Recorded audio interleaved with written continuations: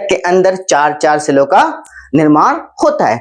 4 उत्तरी ध्रुव की ओर और 4 दक्षिणी ध्रुव की ओर चले जाते हैं। कुछ समय के पश्चात 4 में से एक सेल ऊपर का मध्य में आता है। ठीक इसी प्रकार नीचे के 4 सेलों में से एक सेल मध्य में आता है और क्या बना लेता है? Secondary nucleus. हिंदी मीडियम द्वितीयक केंद्रक। महाराज लिखो लिखो लिखो छापो।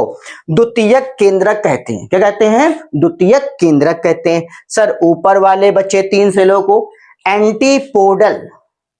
हिंदी मीडियम प्रतिमुखी कोशिका। क्या बताएंगे? प्रतिमुखी कोशिका कहते हैं।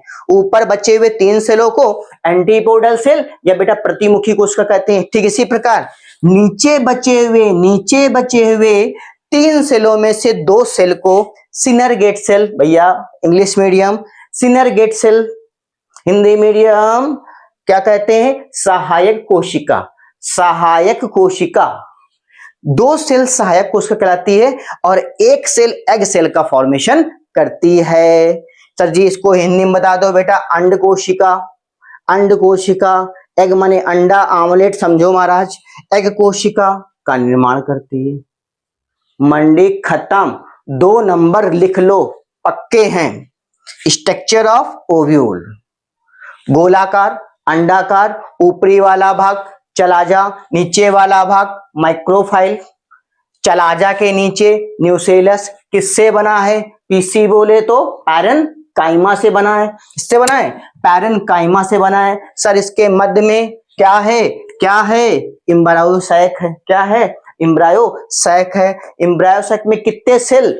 4 ऊपर 4 नीचे।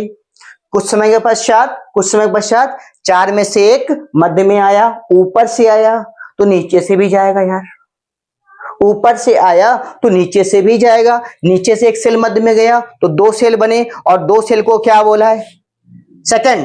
सेकेंडरी न्यूक्लियस, द्वितीयक केंद्रक। सर आगे बताइए बेटा। लल्ला पुत्तू ऊपर बचे हुए 3 सेलों को आंटी जी कहते हैं। ये आंटी जी हैं, ये हमारे अंकल जी हैं। ये एंटी सेल एंटीपोडल कहलाते हैं।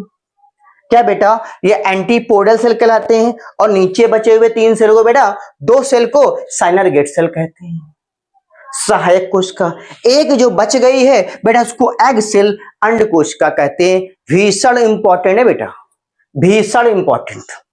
लिख लो, छाप लो, अच्छे से मेहनत से तैयारी करो। कहीं भी कोई दिक्कत आए बेटा तुरंत कमेंट करो, मुझे बताओ सर मुझे ये प्रॉब्लम है। सब्सक्राइब कर लो चैनल मेरा और सभी अपने दोस्त मित्रों को भेजो, शेयर करो। कोई भी दिक्कत हो तुरंत कमेंट करो बेटा अच्छे से। लेकिन पढ़ाई में मत कारीगरी नहीं करनी है, अच्छे से तैयारी करनी है। डायग्राम बनाओ और लिख का टॉपिक अपने मन से तैयार कर रखो।